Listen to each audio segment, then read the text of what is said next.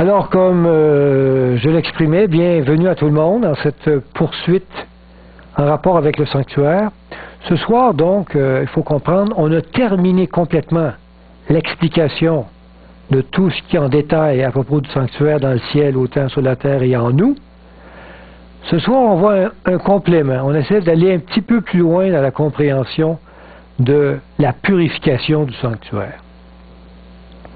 Ce complément va durer une ou deux rencontres, deux ou trois rencontres, dépendamment de toute l'explication qu'on a à y donner ce soir. On va aller quand même à un rythme agréable, pas trop rapide, pour qu'on puisse comprendre des choses. C'est un peu plus complexe, parce qu'on va parler de l'avenir, on va parler du futur. Alors il faut un petit peu comprendre les choses qui vont arriver dans le futur. L'élément important d'introduction pour en rapport avec le jugement, la relation qu'il y a avec la purification du sanctuaire. Tenez, avant de débuter, on va lire un texte. Je vais prendre un texte dans le livre de l'Apocalypse, au chapitre 14. Ça va nous entrer dans le vif du sujet de façon plus intéressée. On va mettre une intrigue là-dessus. Donc, Apocalypse, chapitre 14, c'est le message des trois anges, le message de la fin des temps. Et le premier ange dans le message des trois anges, chapitre 14, verset 6,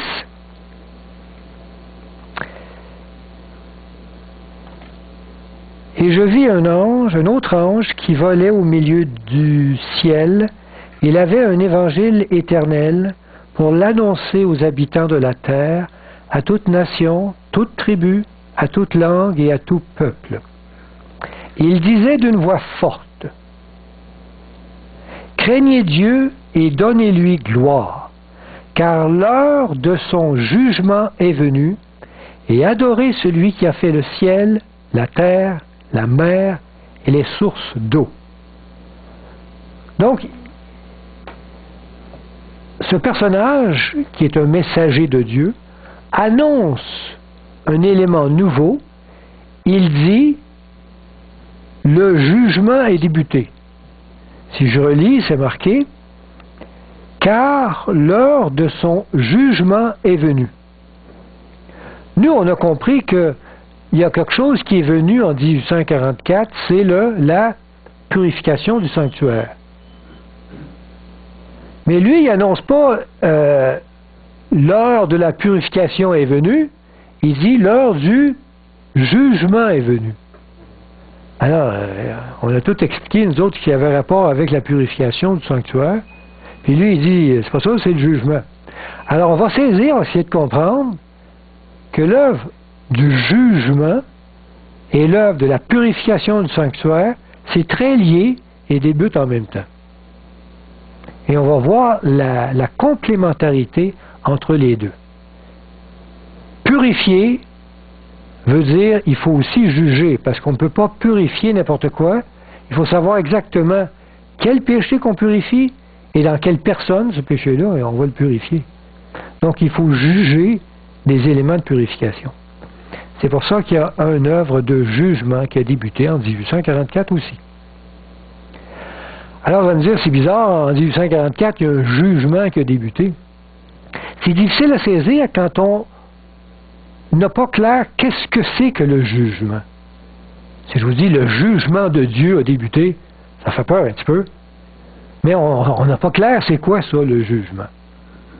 Et quand on va comprendre ce que c'est la grande œuvre du jugement, on va pouvoir saisir plus particulièrement en rapport avec la purification, qu'est-ce que ça veut dire?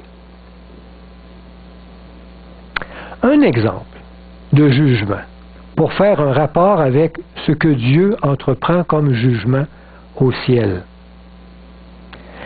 Chez nous, quand il va y avoir un jugement, une cause qui s'en va à la cour, où il y a vraiment un accusé, et on doit le juger, on va élire un jury.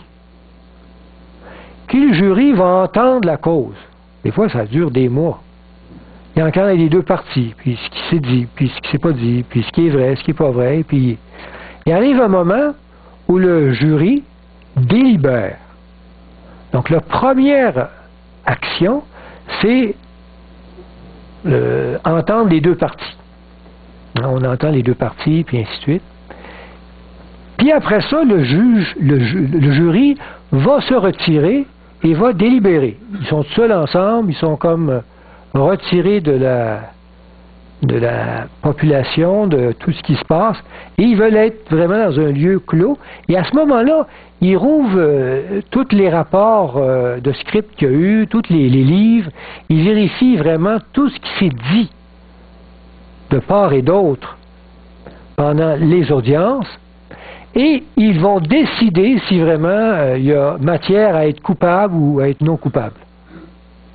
Et là, ils reviennent et ils disent au juge, bon, on a décidé qu'il était coupable.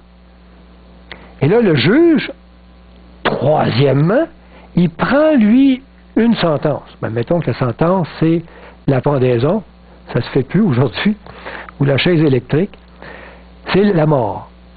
Mais, dès que la sentence est émise, elle n'est pas tout de suite exécutée. Avant que la sentence soit exécutée, on va l'annoncer, on va préparer une salle spéciale, on va inviter les gens qui sont intéressés à voir l'exécution de la sentence à venir, et quand tout est prêt, quand tout est correct, on met à exécution la sentence de mort. Donc, ça se fait vraiment en 3 périodes. Et après, ben, il est mort. Hein. La chose est à exécution. Donc, le jugement a été long. Il a fallu entendre les deux parties, délibérer, puis après ça, exécuter la sentence. C'est la même chose avec Dieu. Donc, quand Dieu dit « je entre en jugement », il faudrait savoir de quelle partie il parle. Et on va comprendre que le jugement de Dieu a aussi 3 grandes parties dans le temps. Ça prend du temps que le jugement soit complété. Mais on sait qu'il a débuté quand? En 1844. En même temps que débute la purification du sanctuaire, parce qu'un ne va pas sans l'autre. Mais quand est-ce qu'il va se terminer? Quand il va mettre en exécution la sentence de ceux qui ont été condamnés. Donc, on regarde ça dans 3 parties. Il y a le jugement que j'appelle au début, on entend les causes, c'est le jugement d'investigation. On va investiguer qu'est-ce qui s'est passé. Donc, chaque personne devant Dieu passe en jugement d'investigation. Je dis chaque personne, c'est pas vrai. Donc, ce jugement-là, on va investiguer ceux qui se disent avoir le droit d'aller au ciel. Évidemment, on ne rentre pas en jugement avec quelqu'un qui se dit il ne veut pas aller au ciel. Tu sais, si quelqu'un dit moi je ne veux pas y aller au ciel, ben là, je ne rentre pas en jugement avec lui, je n'ai pas besoin de juger s'il va aller au ciel, il ne veut pas y aller. Mais il y a des gens qui se revendiquent le droit d'être au ciel. Hein? Alors Dieu va dire oui, mais y a-tu vraiment le droit d'y être? Et là, il va rentrer en processus de jugement. Oui?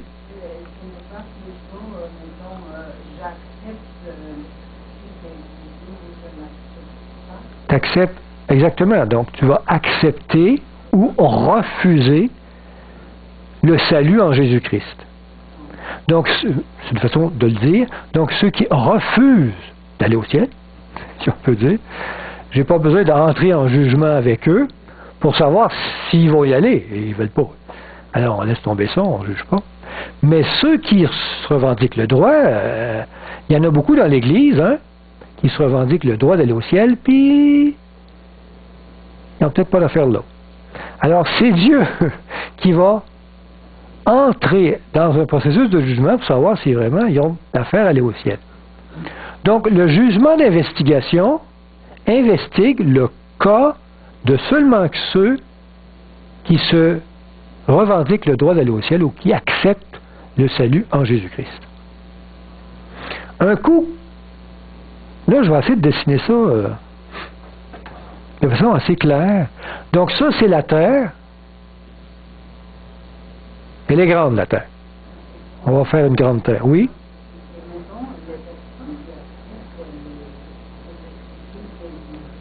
Oui? Ah, ça, on va comprendre ça. On va comprendre ça. Dans la Bible, c'est dit que ceux qui sont en Jésus-Christ ne passent pas en jugement. D'accord? C'est vrai qu'ils disent ça. Mais il y a d'autres textes qui disent que... Mais il y a d'autres textes qui disent... Oui. Mais il y a d'autres textes qui vont dire que Dieu juge son peuple. Bien non, c'est pas ta propre justice qui fait que tu es acceptable pour le ciel. Je suis bien d'accord. Je suis bien d'accord, mais Dieu va rentrer en jugement pour ceux qui ont le droit d'aller au ciel. On va comprendre pourquoi. Mais évidemment, c'est Jésus qui rentre en jugement. On va le voir ça aussi. On va voir cette différence. Mais j'aimerais expliquer les 4, parce qu'il faut bien comprendre qu'est-ce qui se passe, les 4 types d'humains sur Terre. Donc, il va y avoir ici les bons, puis ici les mauvais.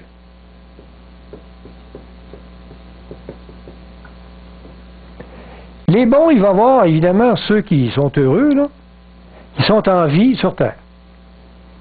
Et les mauvais, il y a ceux qui sont, bon, disons qu'on va y mettre les malheureux, qui sont sur Terre et ils sont en vie. Je le sais, mais il faut que je les différencie. Alors, mais dans les bons, il y en a qui sont décédés. Alors, on va les mettre morts dans la terre. Et dans les mauvais, il y en a qui sont décédés et on va les mettre aussi dans la terre enterrée. On comprend les 4 types? C'est merveilleux. Le jugement d'investigation, le jugement qui investigue ceux qui ont le droit d'aller au ciel, là, qui veulent se revendiquer ce droit-là, il va évidemment investiguer les morts, ceux qui sont morts et qui se sont donnés, ils se sont dit je voulais aller au ciel, et les vivants aussi.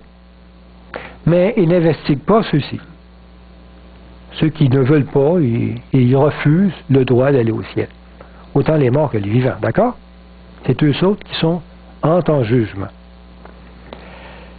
Quand Jésus va revenir, donc on le voit sur un nuage ici, donc on voit la face de Jésus qui est là, dans son nuage. Quand Jésus va revenir, il va avoir une résurrection. Mais il n'y aura pas une résurrection de tous les morts.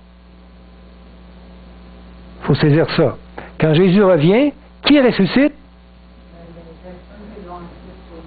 Je vais le mettre en rouge. Donc, il n'y a que les bons morts qui ressuscitent. Donc ici, il va ressusciter. Donc Jésus vient prendre avec lui, dans le ciel,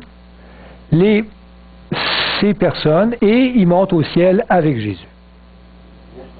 Il vient chercher ceux qui sont acceptables pour le royaume de Dieu. Les vierges folles, puis les vierges sales. Donc ceux qui sont, les vierges folles ici, vivants, eux, lors du retour de Jésus, ils vont voir tout ça, évidemment. Ben, à gauche ou à droite, c'est pas grave. J'ai pas fait attention si je les mettais à gauche ou à droite, là. Et ceux qui sont morts ici restent morts. Et au retour de Jésus, les justes morts ressuscitent, montent avec Jésus au ciel et ils s'en vont au ciel. Ils s'en vont au ciel. Il y a la Jérusalem céleste, là, ils s'en vont là. Ils vont quelque part, je ne sais pas où exactement, mais ils vont dans un endroit au ciel. Le paradis céleste. Les méchants, les mauvais, qui sont morts restent morts, et les mauvais qui sont vivants, avec la gloire de Dieu, les tremblements de terre, et ainsi de suite, il va y avoir des cataclysmes un peu spéciaux qui vont se produire lors du retour de Jésus. Puis quand tout le monde va être parti, les anges partent avec. Hein? Les bons anges, là, ils viennent chercher le monde, puis ils partent. Il va y avoir un party en haut. Fait qu'il n'y a plus de bons anges sur la terre. Ils sont tous avec Jésus au ciel. Fait que la terre est toute laissée avec les démons, les mauvais anges, puis les humains. Fait que quand tu mets plus de bons anges sur la terre, plus rien de bon, Ça risque de faire du grabuge. Alors la terre va s'autodétruire elle-même, et peu de temps après, les mauvais, vivants, vont mourir.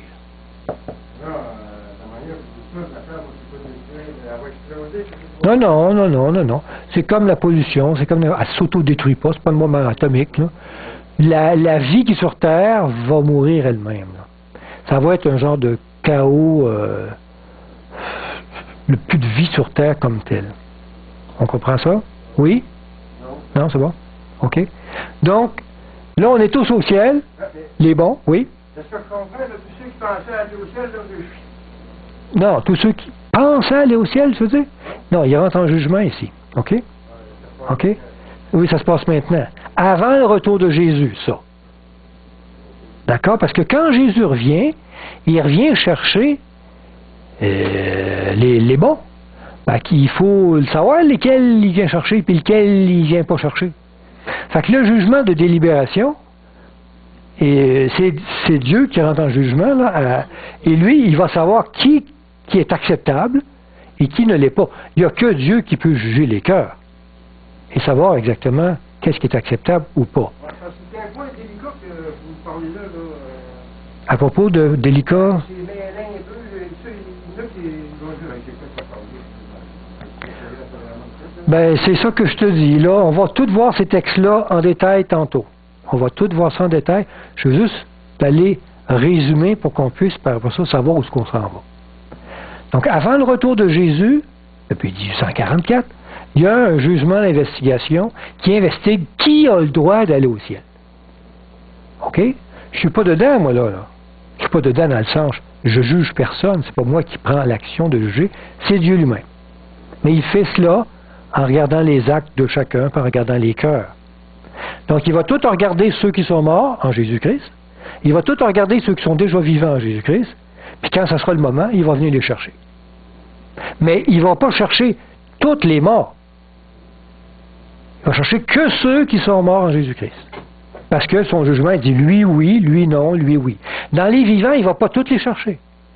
Il va chercher que ceux qui sont vraiment fidèles à Dieu. C'est la première résurrection qu'on parle dans la Bible. Ici, qui on part à la première résurrection, la seconde mort n'a pas de pouvoir sur eux. On va voir ça. Donc là, on s'en va tout au ciel. Puis au ciel, on va appeler ça, le jugement se poursuit. Mais c'est la deuxième phase. Le jugement de délibération. C'est comme si le jury se délibère, puis là, il regarde la cause. Donc là, le jugement de délibération, c'est la période du millénium. On voit que le jugement d'investigation, c'est la période de la purification du sanctuaire. Ça va ensemble. C'est la même période. Le jugement de délibération, c'est le millénium, c'est le 1000 ans au ciel. Donc, au ciel, les élus rouvrent les livres et ils regardent pourquoi que, par exemple, quelqu'un comme moi, il n'est pas là. Hein? On se pose des questions. Puis pourquoi, par exemple, le pasteur n'y est pas, par exemple. Puis là, tu te poses la question, mais pourquoi telle personne qui semblait éloignée des choses spirituelles, il est là? Alors, on va comprendre en ouvrant les livres pourquoi Dieu a mis telle sentence à telle personne et telle personne. Nous, on ne sait pas pourquoi. Mais au ciel, en ouvrant les livres, on va voir leur vie. On va voir tout ce qui s'est passé et on va comprendre le jugement de Dieu. Donc, au ciel, il y a un temps de délibération. Ça peut être long. La Bible parle de 1000 ans. 1000, c'est un chiffre qui veut dire que c'est un temps très long. Suffisamment long pour que tout le monde prenne conscience de toutes les connaissances qu'ils ont. Et pourquoi Dieu a accepté ou pas accepté au ciel telle personne. Délibération, jugement, pendant le millénium. Quand ça se termine, tout ce beau monde-là au ciel revient sur terre. Et qu'est-ce qu'il y a sur terre? Il n'y a que des morts, hein? Il n'y a que des morts. Des mauvaises personnes mortes. Mais quand Jésus revient avec la Jérusalem céleste, là, qui descend du ciel puis qui va se déposer sur terre, donc elle revient du ciel puis elle vient ici, donc la Jérusalem ici, il va y avoir une belle ville je sais pas, là, une ville avec des maisons, là. Hein? Maison. Puis il va y avoir une belle ville ici. Puis après ça, quand ça arrive, ça se dépose, tous ceux qui sont mauvais ressuscitent tous. Deuxième résurrection. La résurrection des impies. Tu veux dire? C'est le diable avec ses mauvais anges qui sont comme en otage. Oui, donc il n'y avait que sur terre, pendant le millénium, que le diable et les mauvais anges, qui sont là, mais ils ne savent plus rien faire. Il n'y a plus personne à séduire, et il n'y a plus personne dans les univers qui les accepte. Ils sont comme coincés là, deux bras croisés, enchaînés. Ils attendent la suite. Pas faire d'attendre longtemps, hein? Et ils vont réfléchir, oui, à ce qu'ils ont fait de méchant. Et là, mais quand Jésus revient, les mauvais anges, ils sont heureux. Tous les humains ressuscitent. Les humains méchants. Deuxième résurrection. Ils ressuscitent tous, donc ils remontent tous, eux autres. Ils remontent à la surface de la terre. Tout le monde. Tous ceux qui étaient morts, tous ceux, ils remontent tous. Et là, Satan et ses anges, ils sont heureux. Enfin, il y a du fun à faire. Il y a des affaires qu'on peut faire. Alors, il monte une armée, lui. Il prend son temps. Hein, il prend son temps. Il va monter une armée contre la Jérusalem céleste. Il va l'attaquer. Il va choisir ceux qui sont dans la bonne santé. Ben, il va choisir les plus... Ouais, c'est ceux qui... Ceux qui sont morts avec Exact. Ceux qui sont atrophiés, si tu vois. Donc, ceux qui ont les meilleures santé, il va les utiliser, ils sont vigoureux, et il va les utiliser pour attaquer la Jérusalem. Il dit il y a encore de l'espoir. Il va faire à croire qu'il y a encore de l'espoir. Et là, il va essayer par des armes de guerre attaquer la Jérusalem céleste. Alors, ils vont l'investir, ils vont l'entourer, puis ils vont essayer d'attaquer, mais ça finit mal, l'histoire, ils meurent tous. Le feu descend du ciel, et ainsi de suite, et tout le monde meurt. Donc, Dieu donne une sentence de mort aux impies, aux méchants. Et là, toute la terre est comme reçoit la deuxième mort, la sentence de mort. Une mort spéciale. On appelle ça la seconde mort. Et ça, c'est l'exécution du jugement. Le jugement va s'exécuter. Ah, troisième phase du jugement, l'exécution. Pour nous autres, c'était la chaise électrique, là, admettons. Eux autres, c'est le feu qui descend du ciel. On appelle ça la seconde mort.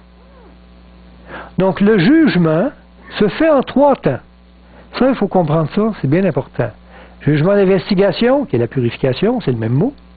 Le jugement de délibération, c'est le millénium, même période. Et le jugement d'exécution, qui est la seconde mort. Et qu'est-ce que Dieu fait quand tous les humains sont morts? Puis même les anges vont mourir. On va voir ça. Les mauvais anges. Satan, il est aussi. C'est le dernier qui va mourir. Lui, il est plus tough que les autres. Il va mourir. Il est plus résistant. Il est plus dur à faire. Il va mourir aussi, on va voir des textes dans la Bible. Et là, sur terre, il n'y a plus rien. Plus de mauvais anges, plus d'humains, méchants, et il n'y a plus rien. Alors Dieu, par le feu, va purifier tout ça. Il va créer de nouveaux cieux, il va créer une nouvelle terre, il a refait toutes choses nouvelles. Wow! Et là, il a recréé le paradis sur terre, et là, nous autres, on est dans la Jérusalem céleste, on voit tout ça faire. Mais là, on sort de là. Puis là, on va peupler la terre, puis tout va être beau, puis tout, paradis terrestre. Et là, quand le mal sera complètement effacé de l'univers, ben là, Dieu pourrait dire, enfin, tout est accompli. Il n'y a plus de mal, de méchants, de démons, de péchés dans tout l'univers. La mort n'existera plus. Amen. C'est long quand même. Je ne sais pas comment ça va prendre de temps, tout ça. Je sais qu'il y a un millénium, et ainsi de suite. Comment ça va prendre de temps à réorganiser la bataille, puis c'est pas, moi, le temps qu'il faudra, mais, à un moment donné, ça va avoir une fin. Donc, tout ça, ces 3 phases-là, c'est la phase du jugement de Dieu. Donc, on comprend-tu un peu mieux, quand on parle de jugement, on pose la question, ouais, tu parles de quel bout, là? À la fin, au début, pendant qu'on est au ciel, le millénium, on va essayer de mettre ça clair, et de comprendre ce qu'on se trouve là-dedans. Vous allez voir des choses étonnantes en rapport avec le jugement. Ce que j'ai dit au tableau, on va le mettre un peu ici. Donc, il y a la purification du sanctuaire qui débute en 1844. La purification du sanctuaire, c'est ce qui est en jaune ici. C'est un temps, dans l'espace-temps. Purification du sanctuaire. À la fin de la purification du sanctuaire, pour mousser un peu les gens à prendre leurs décisions, il va y avoir, on appelle ça, la pluie de l'arrière-saison. Un déversement spécial du Saint-Esprit, abondant. Mais ce déversement spécial du Saint-Esprit, évidemment, va se produire dans le monde de ceux qui sont en relation avec Dieu. Il déverse sur ceux qui aiment Dieu. Là, on parle avant le millénium. Le millénium, il va être ici. D'accord? Donc, c'est bien avant. C'est avant. Ça s'en vient. Ça s'en vient. Ce temps-là s'en vient dans quelques moments. Donc, il va y avoir un déversement du Saint-Esprit qui va exciter, évidemment, les gens à prendre une décision par rapport à Dieu. Mais avant le retour de Jésus, bien sûr. Donc, quand ça va être terminé, il va y avoir un temps, avant le retour de Jésus, toujours, il va y avoir un temps, on appelle ça la fin du temps de grâce, ou la fermeture de la porte de la grâce, où Dieu dit, c'en est assez, vous avez pris votre décision, tout le monde a pris sa décision, et là, c'est fini. Jésus sort du sanctuaire céleste, non, il n'a plus de sanctuaire, il va sortir du sanctuaire céleste, il sort de son ministère de purification puis d'intercession pour l'humanité, et il vient nous chercher. Ça prend du temps, ça, quand même. Mais, ça a un moment où il y a une fin à cette purification. Il a fait la fin du temps de la grâce. Puis là, il va se produire un événement un peu spécial. La Bible appelle ça le temps de détresse, les 7 plaies. Ça va pas bien sur la terre. Le soleil qui brûle le tiers de la terre, la mer qui devient rouge, et ainsi de suite. Il y a toutes sortes de cataclysmes qui viennent sur terre. Mais la Bible est claire, il n'y en a aucun pendant ce moment-là, malheureusement. Dieu veut comme le prouver, il n'y en a aucun qui va se repentir.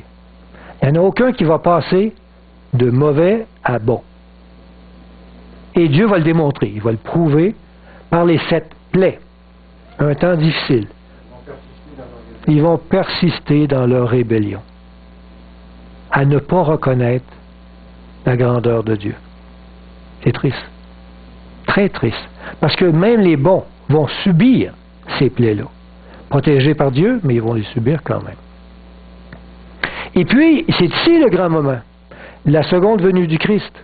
C'est ici, à ce moment-là, juste avant le millénium. Jésus revient. Donc, cette partie jaune-ci, ça appelle ça le jugement de délibération. Et puis, si on tasse l'image, parce qu'il y a d'autres choses qui se passent après, on va tasser l'image un petit peu. Voilà, voilà. Donc ici, c'est la seconde venue de Jésus. Et là, Jésus vient chercher les bons, ils amène au ciel, commence le millénium. Le millénium qui est une autre partie du jugement. Le jugement le premier, c'est le jugement d'investigation. Ici, c'est le jugement de délibération. Après le millénium, Jésus revient sur terre. Puis là, il va y avoir la résurrection des méchants, des impies. Donc, le retour de Jésus sur terre. Mais après le retour de Jésus sur terre, il se passe un événement un peu spécial. C'est le temps de rébellion. Satan veut ranimer les méchants qui sont vivants, puis il veut faire la guerre. Il y a un temps de rébellion. Puis après ça, attaque des impies, puis tout de suite, Dieu amène le jugement d'exécution. Il met à l'exécution maintenant son jugement. Dieu, comme démontre à l'univers, vous voyez bien qu'il n'y a rien à faire avec ce monde-là. Là. Il vient même nous vouloir nous détruire, même quand on est sur terre. Donc il va y avoir la seconde mort. Troisième partie du jugement, l'exécution. Puis par après, un événement spécial, après, c'est la restauration de la terre. Dieu va restaurer tout ça. Tout ça se passe dans le temps. Et ce qui est en jaune, là, c'est les parties qu'on appelle les moments à l'intérieur du jugement. On est revenu et on va essayer de voir en détail quand débute la purification du sanctuaire, ou on peut dire le jugement d'investigation. Ça débute par la purification du sanctuaire en 1844. Et on voit ça dans Daniel 8, 14. Vous vous rappelez de l'étude sur le livre de Daniel, Daniel chapitre 8, verset 14, on y lisait, c'est l'ange qui parle à Daniel, il lui dit, 2300 soirs et matins, puis le sanctuaire sera purifié. Au fait, puis le sanctuaire commencera son œuvre de purification dans le sanctuaire. Et on avait calculé cette date, et on avait fait tout ce qu'il fallait pour calculer. On arrivait en 1844. Donc on sait aujourd'hui que pour purifier quelqu'un de ses péchés, ben, il faut le juger, qui est acceptable pour le ciel. On ne peut pas effacer tous les péchés de quelqu'un s'il n'y a pas d'affaire au ciel. Donc il faut entrer en jugement, il faut commencer le processus. On va le terminer quand à un moment donné, tous les gens vont prendre position, soit contre Dieu ou pour Dieu. On a la purification qui a débuté en 1844. On a un texte qui peut nous aider à comprendre cet élément-là, c'est dans Hébreux 10, verset 16. C'est Paul qui dit, « Voici l'alliance que je ferai avec eux. Après ces jours-là, dit le Seigneur, je mettrai mes lois dans leur cœur et je les écrirai dans leur esprit. » Il ajoute, « Et je me souviendrai plus de leurs péchés ni de leur iniquité. » Alors évidemment, je ne me souviendrai plus de leurs péchés ni de leur iniquité. C'est l'œuvre de la purification des péchés. Dieu est prêt à même oublier ton péché. C'est de la purification vraie, ça. Et qu'est-ce qu'il fait? Juste avant, je mettrai mes lois dans leur cœur et je les écrirai dans leur esprit, dit le Seigneur. Donc vraiment, ce moment-là est en cours aujourd'hui, où Dieu met dans notre cœur ses lois. C'est la purification du sanctuaire. Mais à l'intérieur de la purification, juste à la fin, il y a une œuvre spéciale qui est l'appui de l'arrière-saison. La Bible l'appelle comme ça, une effusion spéciale du Saint-Esprit. On peut lire ça dans Jacques 5, verset 7. « Soyez donc patients, dit Jacques, frères, jusqu'à l'avènement du Seigneur, parce qu'il s'en vient. Voici, le laboureur attend le précieux fruit de la terre, prenant patience à son égard, jusqu'à ce qu'il ait reçu les pluies de la première et de l'arrière-saison. » La pluie de la première saison, c'est après avoir semé. Il y a une pluie, normalement en Israël, qui fait germer le grain, et là, il commence à pousser. Mais là, un coup qu'il a poussé, arrive un peu à la fin de la saison, il y a beaucoup de soleil. S'il n'y a pas de pluie, il ne portera pas le fruit. Alors, le fermier, le laboureur, il attend cette pluie. Sinon, il va perdre. Alors, c'est la pluie de l'arrière-saison qu'il attend, patiemment, juste avant le retour du Seigneur. Cette pluie qui va faire germer le grain dans le blé et qui va avoir une récolte abondante. Vous aussi, soyez patients, comme le laboureur. Affermissez vos cœurs, car l'avènement du Seigneur est proche. Donc, soyez dans l'attente de cet événement, de cette pluie de l'arrière-saison, mais dans une attente spéciale, où on sait très bien que cette pluie descend sur ceux qui sont capables de la recevoir, sur cet esprit. Et là, il va, ceux dont les péchés sont effacés. Exactement. Ceux qui sont en relation étroite avec Dieu, qui vivent une unité avec lui, vont recevoir cette pluie de façon abondante. Et il va y avoir effervescence de dons, effervescence de miracles, effervescence de toutes sortes de choses. Il paraît que cette pluie-là, elle va être meilleure que la première pluie. La première pluie, c'était quand? La pluie de la première saison? La Pentecôte. Et à la Pentecôte, il y en a eu des conversions, il y en a eu des miracles, il y en a eu des choses extraordinaires. Et cette pluie va être encore plus abondante. Alors, vous savez, il y a beaucoup d'églises qui font des prières pour avoir cette pluie. Ils font des soirées spéciales, ils font des fins de semaine intensifs de prières, et ainsi de suite. Ils veulent vraiment. C'est bien de demander à Dieu la pluie de l'arrière-saison, c'est correct. Mais je pense que le meilleur, c'est de faire comme il dit ici. Soyez patients. Affermissez vos cœurs. Soyez dans une position réceptive à Dieu. C'est Dieu qui envoie sa pluie. C'est pas parce qu'on l'implore, on va l'avoir. C'est parce qu'on est capable de la recevoir qu'on la reçoit.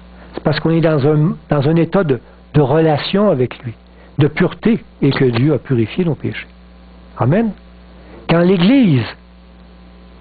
tous les membres d'Église seront dans cette position parfaite, waouh, la pluie va tomber. Parce que la pluie, elle est prête à tomber. C'est comme Dieu, il a son seau, le dos, là, tu sais.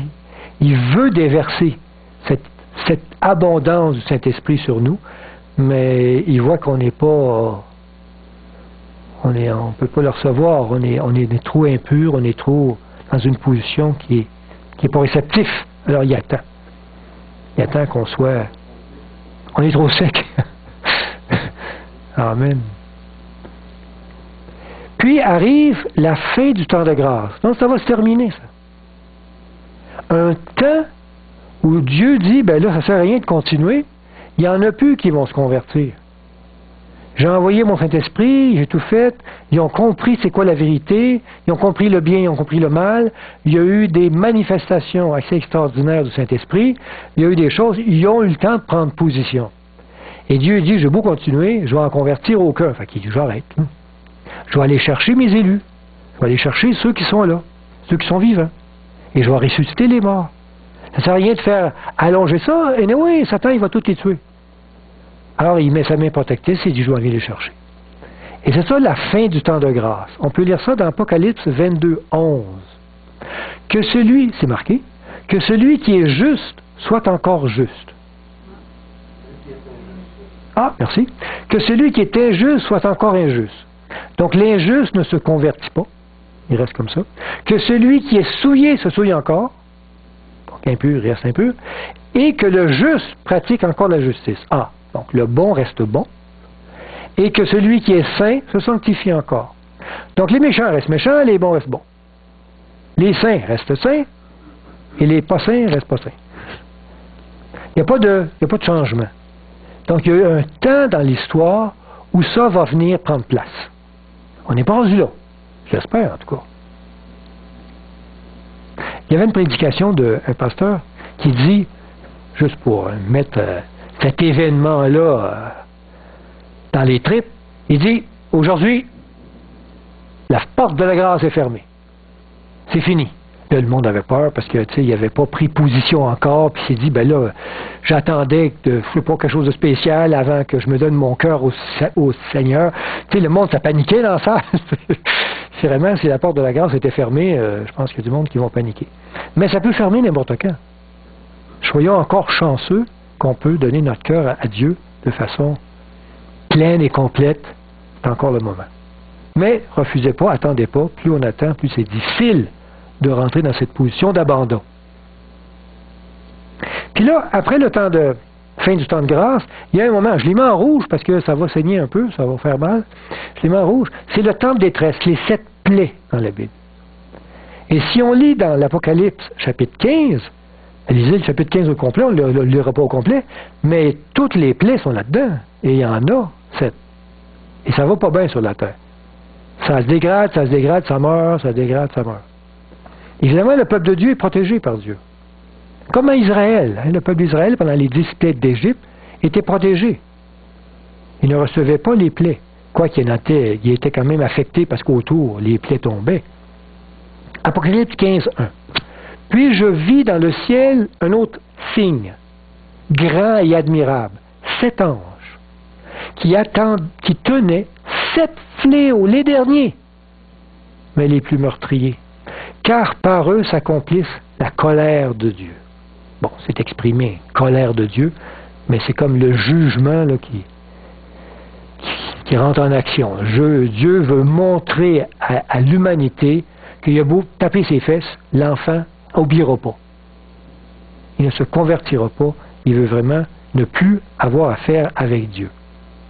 Et il va le prouver par les plaies, par les difficultés sur terre. Puis à la fin de ça, Jésus va revenir. Le grand événement, le retour de Jésus. On peut lire ça dans Matthieu 24, là où il y a Jésus qui explique son retour. Jésus qui dit alors, le signe du Fils de l'homme paraîtra dans le ciel. J'ai hâte de le voir. Là. Moi, toute fois que je me réveille le matin, je regarde dehors. On ne sait jamais, hein, il peut avoir ce signe dans le ciel du retour de Jésus. Toutes les tribus de la terre se lamenteront. Et elles verront le Fils de l'homme venant sur les nuées. Les nuées du ciel avec puissance et une grande gloire. Jésus, quand il est venu la première fois, en petit bébé, il n'y avait pas cette grande gloire. Là, il va le manifester.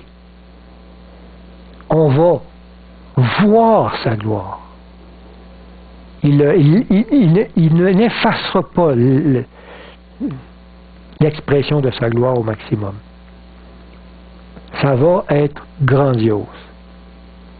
Et tout le monde va voir ce retour de Jésus en gloire sur la terre, venir chercher ses élus ici et les amener au ciel avec lui.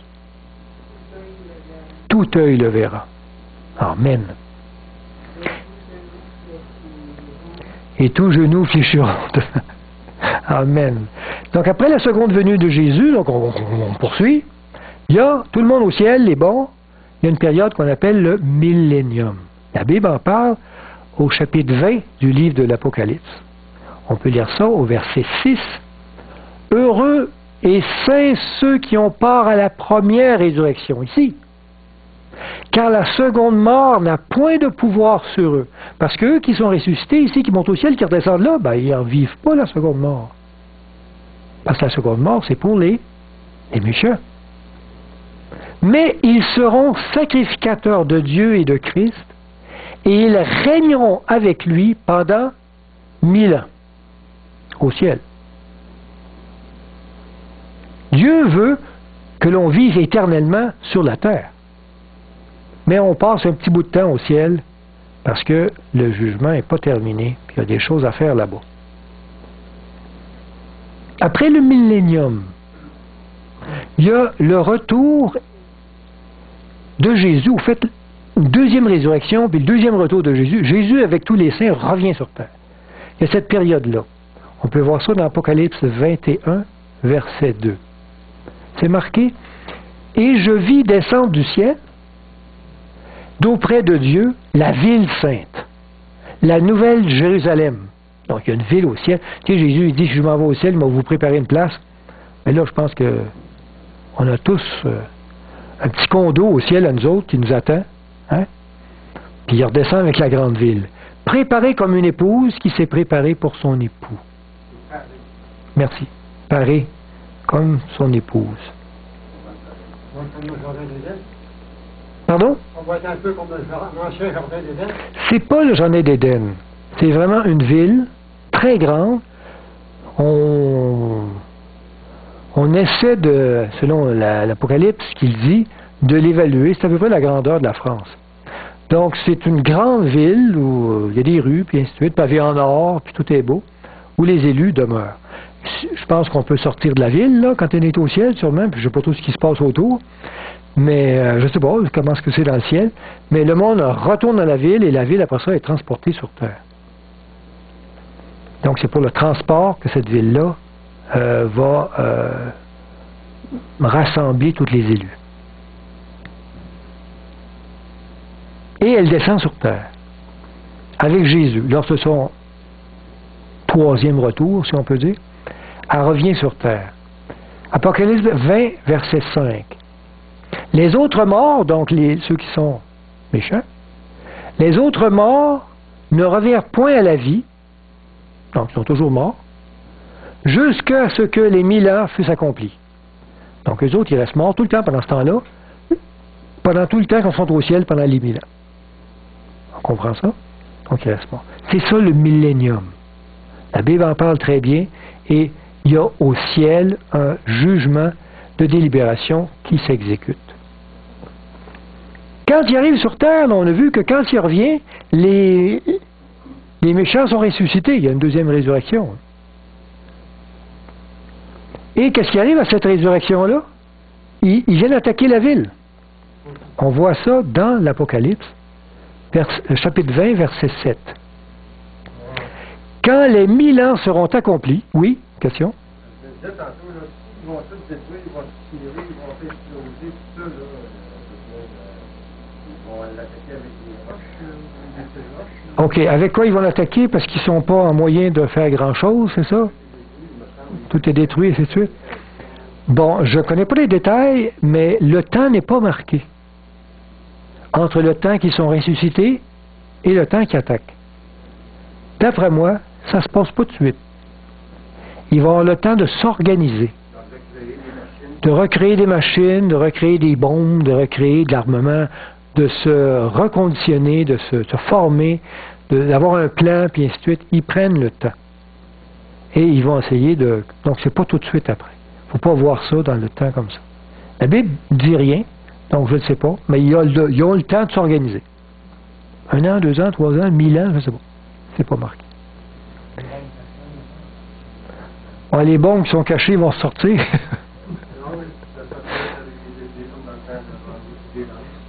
C'est pas, des épées et des lances, je ne sais pas. Mais je pense qu'il y a sûrement des gens intelligents qui ont construit des bombes atomiques qui sont là-dedans, tu sais. Qui vont se dire, mais moi je suis capable d'amener du plutonium, puis on va vous faire péter ça, tu sais. Je ne sais pas, il y a sûrement une intelligence quand même qui ressort de tout ça, qui va être capable de mettre en place des choses. Satan va être là aussi, fait qu'il va pouvoir animer tout ça. Je ne pense pas que ça soit archaïque, là. Je pense qu'ils vont être capables de faire des choses. Des épées, des lances, ainsi de suite. Donc, je pense, assez bien équipé. Je pense, parce qu'il a quand même évolué, ces gens-là. Mais je ne sais pas. Ils attaquent, en tout cas. Ben, il faut quand même avoir du cran pour attaquer la ville. Hein? Faut se sentir fort. Là.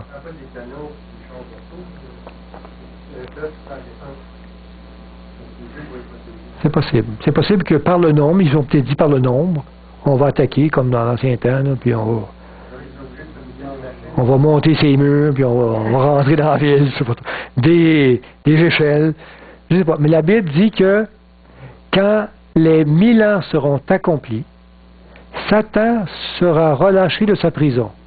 Donc, comment il est relâché? C'est que les autres sont ressuscités, puis là, ben, il y a quelque chose à faire, là, il va essayer de s'organiser autrement. Il y a comme un événement qui se passe qui fait en sorte que il reprend vie, il reprend action. Et il sortira pour séduire les nations. Il séduit quelle nation? Ben ceux-là, ceux qui sont ressuscités, il n'y avait plus rien avant. Là. Il va les séduire. Aux 4 coins de la terre, il y a du monde partout. Gog et Magog, 2 noms pour dire tout le monde, tous les méchants, afin de les rassembler pour la guerre. Il veut vraiment faire la guerre. Leur nombre est comme le sable de la mer. Donc, il y en a des méchants, il y en a. Donc, il y a vraiment beaucoup de monde. Et il veut faire la guerre. Pas drôle. Donc, temps de rébellion. Puis après ça, qu'est-ce qu'il arrive? Il va attaquer. Mais la Bible parle de ça. Apocalypse 20, chapitre 20, verset 9. C'est marqué, et ils montèrent sur la surface de la terre. Donc, ils étaient dans la terre avant, ils ressuscitent, ils remontent sur la surface. Et ils investirent le camp des saints.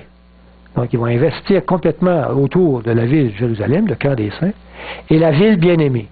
Mais, c'est pas marqué combien de temps après, là, ça peut être un an, une semaine, je sais pas, mais un feu descendu du ciel et les dévore.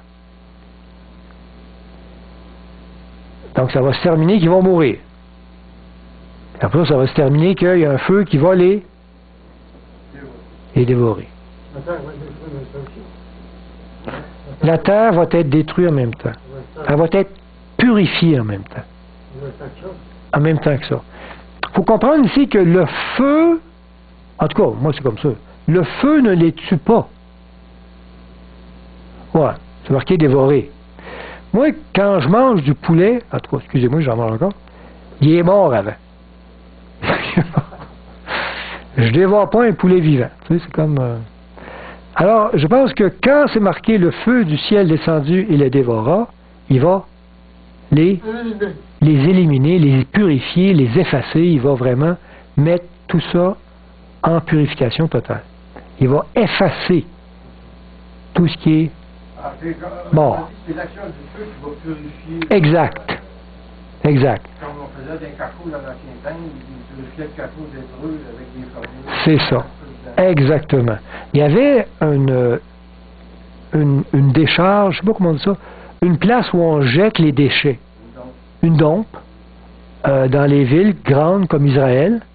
Habituellement, c'était un fossé où on dompait tous les vidanges de la ville et on dompait les carcasses d'animaux, on dompait aussi les lépreux morts, on dompait tout ce qui était impur. L'AGN, on appelait ça l'AGN.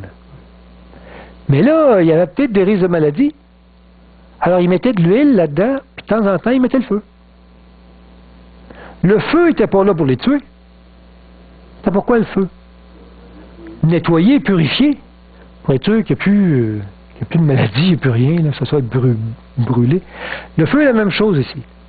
Il va descendre du ciel pour purifier. Ils seront déjà morts. On comprend ça? On va voir comment ils meurent, un petit peu plus loin. Et, quand à un moment donné, ça tombe du ciel, on appelle ça la seconde mort, hein, cette mort-là. C'est le temps de l'exécution de la sentence. La seconde mort. La seconde mort, l'Apocalypse, la Bible en parle. Chapitre 21, le dernier chapitre de l'Apocalypse, verset 8. L'avant-dernier, merci.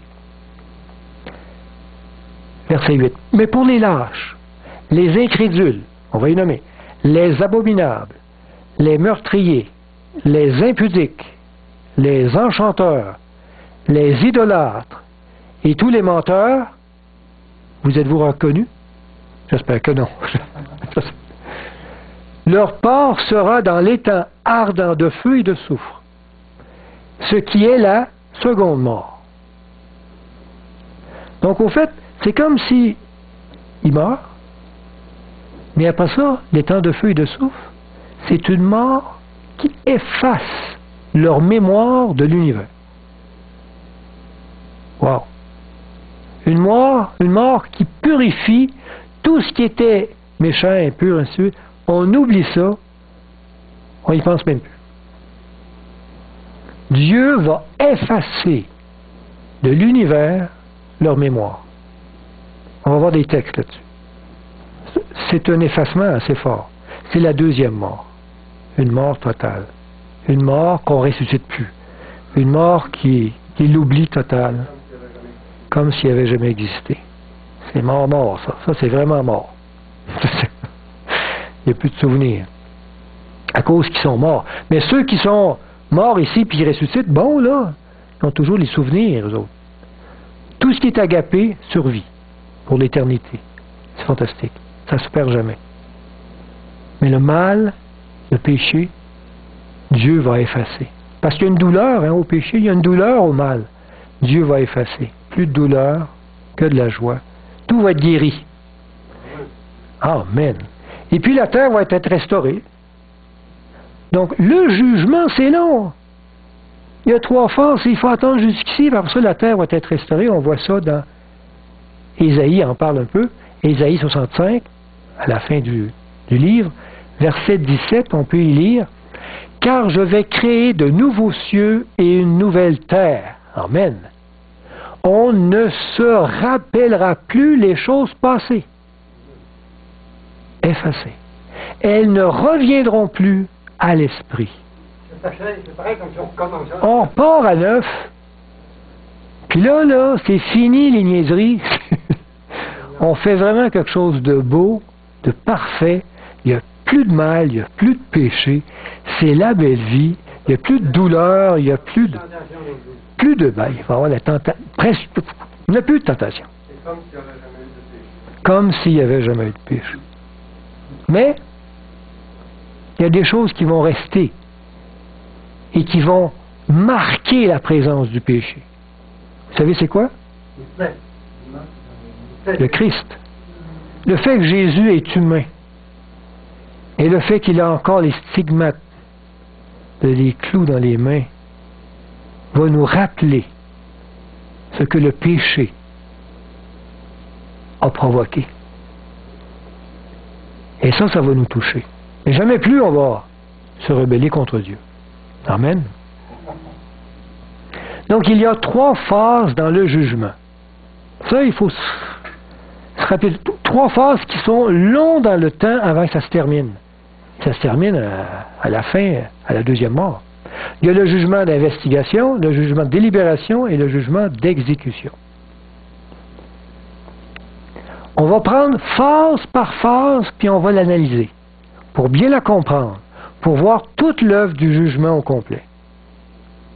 Donc les 3 phases, on les a compris au début, et on va se concentrer sur la première. Au fait, c'est la phase du jugement qui nous intéresse le plus, parce que on est dedans. On est en train de la vivre, cette phase du jugement-là. Ça va nous toucher un peu plus. Les 2 autres, ben, ça vient plus tard. Fait que, on va les comprendre, les analyser, mais on va plutôt s'attarder à la phase du jugement parce que c'est la même phase qu'on appelle la purification du sanctuaire. Notre purification. Le jugement d'investigation. C'est belle l'image, hein? Oui, oui. Mais c'est... Il est en train de se faire juger, lui-là, puis on dirait que le juge, c'est Jésus. Mais vous allez voir, dans le fait, Jésus aussi se fait juger. On va comprendre ça. Comprenons que ce jugement-là, tu me le disais tantôt, se fait avant le retour de Jésus. Il est déjà en action aujourd'hui, présentement. Mais il se fait avant. Il y a beaucoup qui pensent que le jugement rentre en action quand on arrive au ciel. Tu sais. Bon, on arrive au ciel, là, on commence le jugement. Tu sais. On arrive, là, le Satan, puis Jésus il est là, puis on ouvre les livres, il dit, bon, on passe devant Saint-Pierre, tu sais, puis le jugement commence. C'est pas ça du tout. Donc la Bible nous révèle que ce jugement-là se fait avant qu'on aille au ciel. Avant que Dieu nous amène avec lui. Parce que les autres, ils restent sur terre. C'est bon à savoir, n'est-ce pas? C'est bon à savoir que le jugement, il est déjà en action.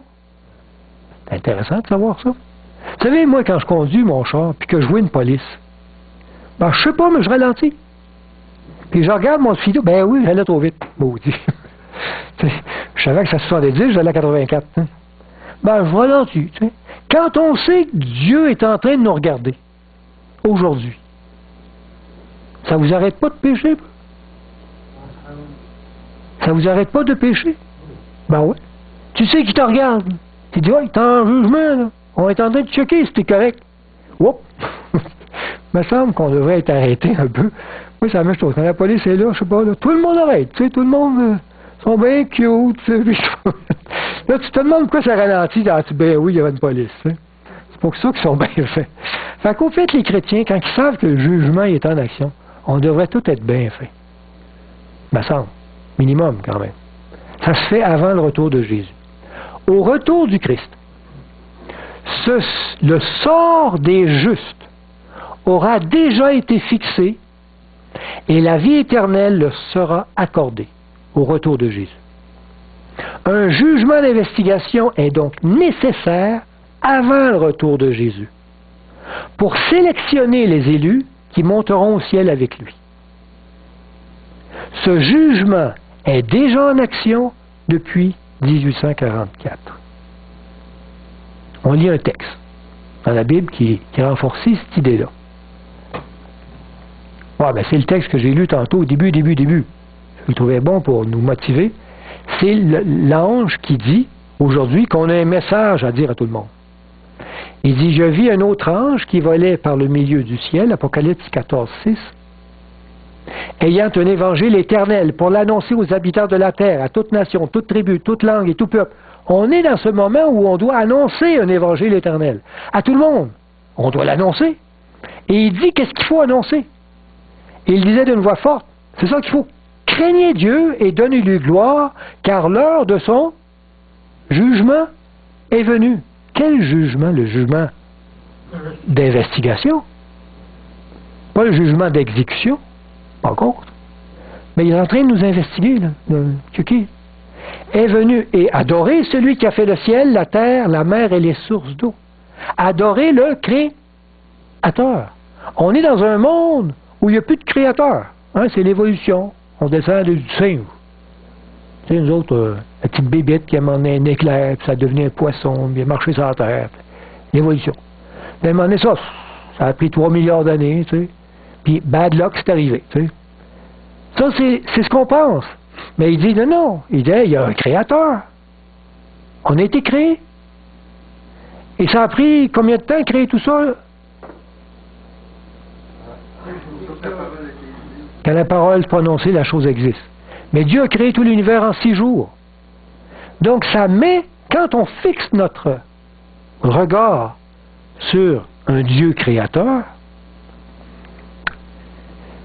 ça fait rehausser un petit peu le 4e commandement. Hein? Souviens-toi du jour du repos pour le sanctifier.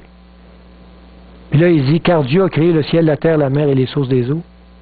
Donc c'est un commandement qui dit, souviens-toi. Rappelle-toi que Dieu était le Dieu créateur, puis repose-toi le 7e jour pour ne pas oublier ça. Oublie pas ça. Toute la terre est en train d'oublier. On nous enseigne qu'on vient de... Le hasard est fait en sorte qu'on est arrivé. Tu sais. Mais non, la Bible dit que c'est Dieu qui a créé l'homme.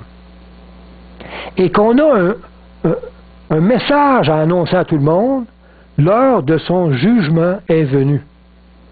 C'est ce que j'essaie d'annoncer à soir. L'heure du jugement de Dieu est déjà en action, est venue. Et ce jugement-là, j'espère qu'il peut toucher nos vies, à savoir que Dieu est en train d'investiguer ma vie. Il est en train de regarder si ça passe pour le ciel. Parce que je peux mourir demain. Ou il peut arriver demain. Ou la fermeture de la porte de la grâce peut arriver demain. Je dois être prêt. Et il nous dit, soyez prêts. Soyez prêts, j'arrive. Annoncez-le à tout le monde. Le jugement est débuté. Amen. C'est avant son retour, ça. Un autre élément important. Tu veux dire? Es-tu prêt? Oui, sans plus. Es-tu prêt? Comme on le chante. Donc, je disais que ce jugement se fait en même temps que Jésus est au ciel, dans son ministère de purification du sanctuaire. Il veut purifier les péchés des élus. Il veut les purifier. Évidemment, il attend que, par exemple, le mauvais se repentisse pour purifier son péché. Il attend. Donc, il est au ciel et cet élément de la purification du sanctuaire se colle avec, évidemment, le jugement d'investigation qui est en action. C'est la même période.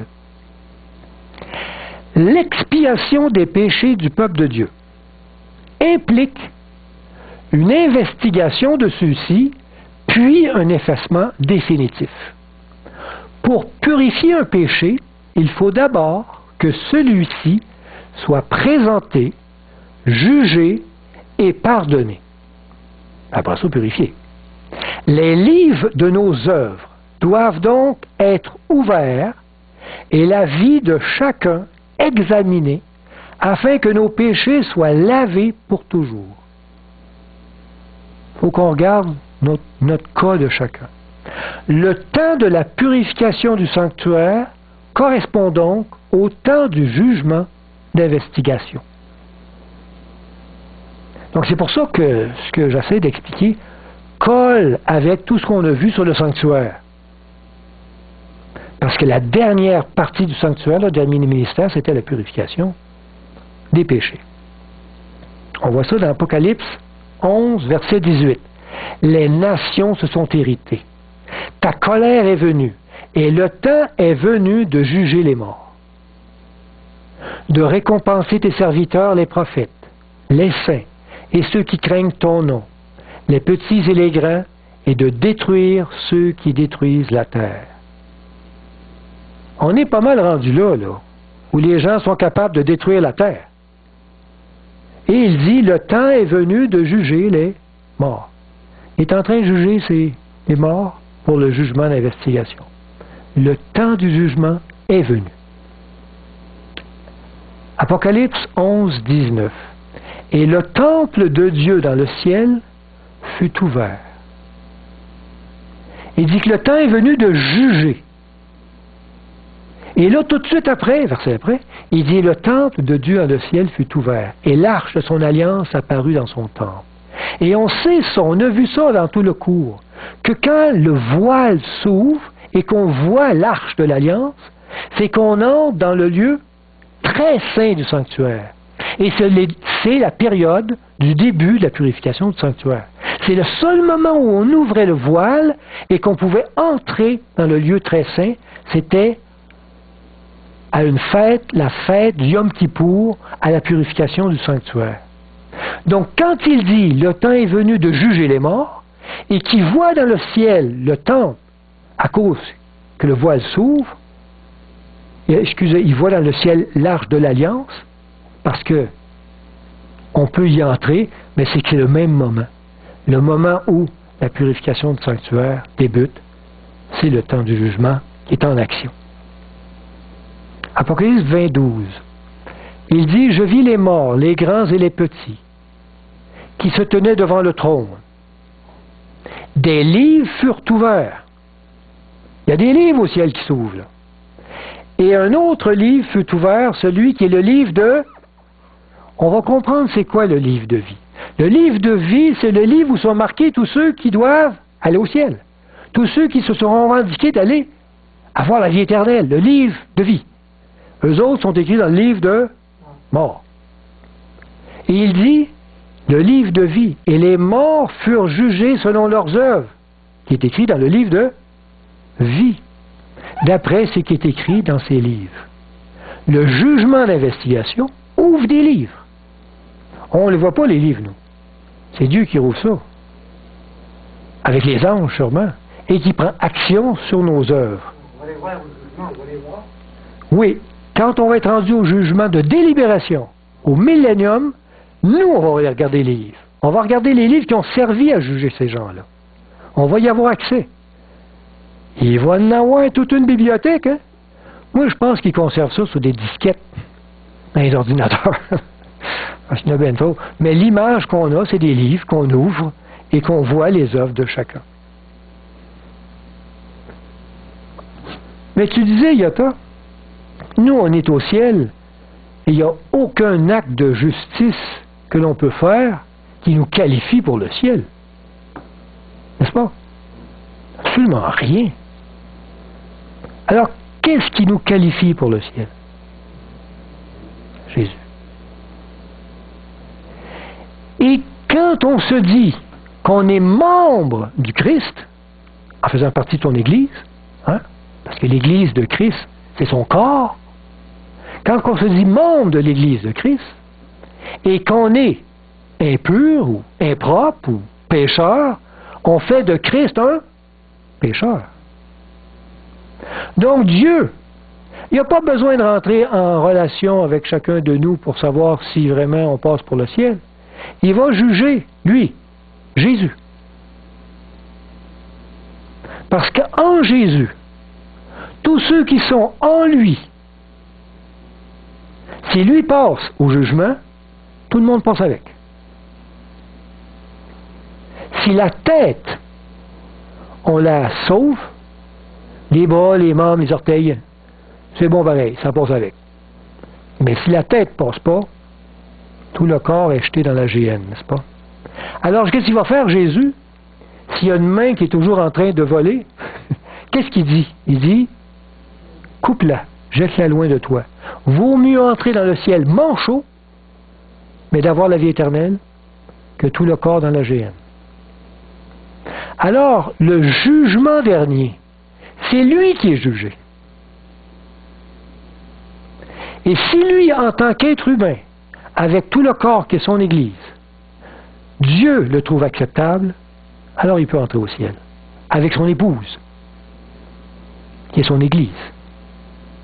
Donc c'est lui qui est obligé de se défendre. Quand il se défend, il doit défendre tous les membres de son corps. Et de prouver chacun de ses membres comme étant correct. Pardon? Et de prouver que chacun de ses membres sont en bonne et due forme, ils sont corrects. Parce qu'il fait partie de lui. C'est comme s'il ne peut pas entrer au ciel s'il y a un organe qui a le cancer, tu sais, impur. Ça passe pas. Il faut une opération. Il faut l'enlever. En tant que chef de l'Église et représentant du genre humain, Jésus subira le procès pour toute la race humaine en lui. Sa victoire conduira au salut tous ceux qui sont en Jésus-Christ. Alors, on n'a pas besoin de passer en jugement, c'est lui qui passe en jugement. Mais le jugement qu'il subit fait en sorte qu'il va être obligé d'arracher tout ce qui est impur de son corps. Et c'est là qu'il purifie son Église. C'est là qu'il purifie son sanctuaire. C'est là il se purifie lui-même, dans le fond. Il retire de son corps ceux qui se disent membres et qui ne sont pas tout à fait en harmonie avec lui. Tu veux dire, Paul? Ça va? C'est là qu'il est membre. Pardon? C'est là qu'il est membre de plus. Exact. C'est la parabole de quand il émonde l'arbre, qu'il coupe et qu'il ramasse à la fin, qu'il jette au feu. C'est exactement cette image. Il est obligé d'arracher ce qui ne donne pas le fruit. Le fruit, c'est l'agapé. Le fruit, c'est l'amour qui vient de Dieu. Et quand on n'a pas ce fruit, ça ne sert à rien, on enlève ça. Hébreux 9, 24. Car Christ n'est pas entré dans un sanctuaire fait de main d'homme, en imitation du véritable, il est entré dans le ciel même, afin de comparaître. Qui comparaît? C'est lui. Afin de comparaître maintenant pour nous devant la face de Dieu. Il est là pour comparaître pour nous devant la face de Dieu. Moi, j'aime autant ça, parce que si c'est moi qui est seul avec Dieu, je passe pas, c'est certain. Là. Chance qu'il est là pour ça. Et je sais qu'il va faire des miracles dans ma vie et qu'il va me purifier, parce que en tout cas, j'aspire à cette relation parfaite avec lui. Éphésiens 1, 22. Il a tout mis sous ses pieds, et il l'a donné pour chef suprême à l'Église, qui est son corps. L'Église qui est son corps. La plénitude de celui qui remplit tout en tout. Donc si on fait partie de son Église, membre de son corps, j'espère qu'on est agréable à Dieu, qu'il ne soit pas obligé de nous, comme tu dis, émonder, couper, jeter au feu. Un autre élément important qu'il faut comprendre, c'est que ce jugement-là, ici, c'est seulement les croyants qui sont jugés. Ceux qui sont ici, les mauvais, on n'a pas besoin de les juger. S'ils vont aller au ciel, pas besoin, ils ne veulent pas y aller. Ils ont refusé le salut en Jésus-Christ. Alors, ceux qui veulent y aller, Dieu dit, à la minute, toi, tu ne passes pas ici. C'est un faux frère. Faisait semblant. Mais son cœur n'était pas purifié. Alors nous, on ne sait pas, on ne peut pas voir les cœurs, on n'a pas cette capacité, mais Dieu, oui. Alors Dieu est obligé de mettre des frais. Mais c'est seulement que les croyants qui sont jugés ici. On comprend ça? Dans le temps d'Israël, c'était seulement que ceux qui avaient apporté un animal, qui avaient confessé son péché, qui avaient égorgé l'animal, ramassé le sang et qui avaient aspergé le voile à l'intérieur du sanctuaire. C'était le sang qui était le péché qui était rendu à l'intérieur du sanctuaire que l'on purifiait lors de la fête du Yom Kippour. On purifiait que les péchés des repentants. On ne purifiait pas les péchés de toute l'humanité. Mais vous saviez que, je fais le dessin parce qu'il était là, le sanctuaire, avant, quand on faisait le sacrifice du matin et du soir, c'était pour pardonner les péchés de toute l'humanité, ça, par exemple. Mais le péché conscient de rébellion contre Dieu, Dieu attendait qu'on accepte son pardon, tu sais, qu'on revienne à lui, qu'on se repente. Il attendait ça. Alors, s'il n'y a pas de repentance quand on a consciemment une rébellion, Dieu dit là, j'ai pas besoin de te juger, tu t'es jugé toi-même. Tu veux même pas venir en jugement, tu veux même pas venir pardonner. On comprend? C'est que les justes. Donc le jugement en cours aujourd'hui, se préoccupe exclusivement de ceux qui se réclament du pardon de Dieu. Comme la purification du sanctuaire terrestre n'intéressait que le peuple d'Israël, ce que je disais, la purification du sanctuaire céleste ne concerne que les croyants se réclamant du droit de la vie éternelle.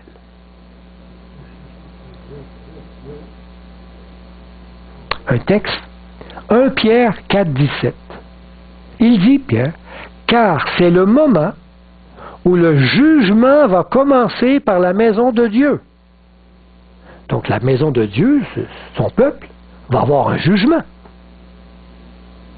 Or, si c'est par nous qu'il commence ce jugement, c'est vrai, le jugement, là, la première phase, c'est quoi? Le jugement de la purification, le jugement d'investigation. Et on investigue qui? L'Église, le peuple de Dieu. Il commence par son peuple. Il commence pas par les méchants. Il commence par son peuple. Or, si c'est par nous qu'il commence, par la maison de Dieu, quelle sera la fin de ceux qui n'obéissent pas à l'Évangile de Dieu? Si dans son Église, il est obligé d'en mettre dehors, les autres, c'est sûr que ça passe pas. C'est sûr, ils n'iront pas au ciel, c'est bien sûr. Alors c'est ça que Pierre dit. Donc Pierre dit clairement qu'il y a un jugement qui va débuter par la maison de Dieu. Hébreux 10, 30. Paul dit, car nous connaissons celui qui a dit, à moi la vengeance, à moi la rétribution, et encore, le Seigneur jugera son peuple. Qu'on ne vienne pas me dire que j'ai accepté le Christ, je ne passe pas en jugement. Marqué là que je passe en jugement. C'est marqué clair en plus. Là. Donc oui, il y a un jugement pour le peuple de Dieu. Il y a un jugement pour ceux qui se réclament d'aller au ciel. Wow, là, c'est pas tout le monde qui passe de même. Tu sais, c'est pas parce que j'ai dit, hey, OK, j'ai accepté le Seigneur dans ma vie. Non, il faut que le cœur soit transformé, il faut qu'il y ait une repentance totale, il faut vraiment qu'il y ait une relation avec Dieu vivante. Les incrédules, eux, c'est pas Dieu qui condamne, ils veulent pas y aller. Ils se condamnent eux-mêmes. Vous savez, dans le temps de Noé, dans l'arche, Noé est en train de construire son arche, tu sais. Tout le monde riait de ça, tu sais. Il est fou, lui, il se construit une arche. Là, ça va pas dans la tête. Il pleut pas. Puis en plus, il construit sur une montagne. Et là, ça va mettre dans l'eau comment, ton arche? Alors, il ne croyait pas, mais quand il a mouillé, l'arche était fermée, à un moment donné, il a dit, wow. Mais là, la porte était ouverte tout le temps, là, dans l'arche. Ils n'ont jamais voulu rentrer. Là, quand c'est le temps de penser, il y a de l'eau qui tombe, là, ils ont commencé à avoir peur. Là. Ils n'ont pas le cœur changé, là. C'est parce qu'ils paniquent, c'est tout. Ils paniquent pour leur vie, ils ont peur, ainsi de suite. Là, ils veulent aller dans l'arche. Mais c'est pas parce que le cœur a changé. Donc, au fait, ils se sont eux-mêmes, par leur choix, pas désirés d'aller au ciel. Donc, ayant rejeté le don gratuit de la vie éternelle en Jésus-Christ, les incrédules se condamnent eux-mêmes. Ils ne sont pas présents au jugement d'investigation. Ils ne sont pas là. On ne les appelle pas à la barre, là. Tu n'as pas voulu venir, c'est comme tu veux.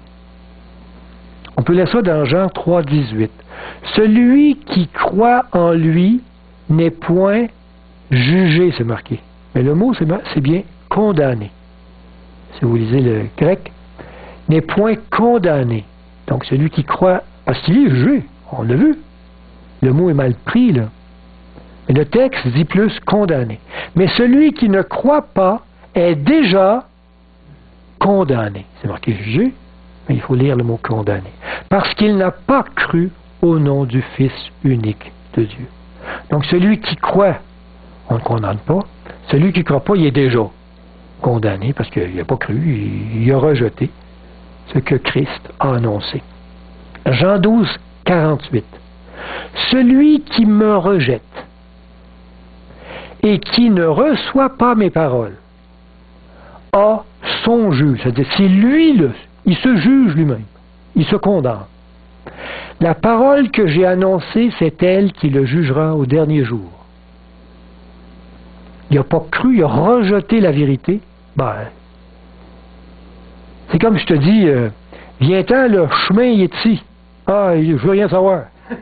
Ben là, OK, mais le chemin il est là pareil, tu sais. Fait que l'autre chemin, tu peux le prendre, mais il mène pas à la vie éternelle. Fait que c'est pas moi qui l'ai condamné, là, c'est lui qui n'a pas pu venir. On comprend ça? Le jugement se fait en respectant notre propre volonté.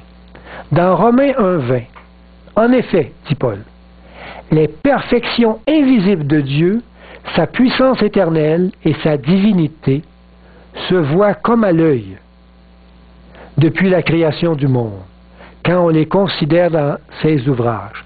Ils sont donc, les méchants, les impies, inexcusables. Il y a tellement d'évidence que Dieu existe. Ben franchement, t'es bloqué, quoi. Tu regardes l'univers, tu regardes comment on est créé, l'œil, les fonctions. C'est tellement extraordinaire que si tu ne crois pas que Dieu existe, là, c'est parce qu'il y a vraiment une volonté de ne pas vouloir croire.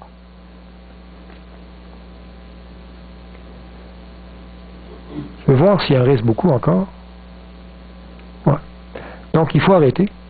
La semaine prochaine, on va voir que tout ce jugement-là est basé sur, évidemment, la loi de Dieu, ce que Dieu a mis dans votre cœur comme connaissance de sa loi. On comprend un peu plus le jugement d'investigation qui est en action. On va poursuivre la semaine prochaine avec une définition encore plus claire de ce jugement-là, puis poursuivre après ça avec les deux autres phases du jugement pour comprendre cette très grande œuvre de restauration qui passe par un jugement avant de tout remettre ça à l'état pur, parfait, l'état sans tâche. Amen. Il y a des questions, oui?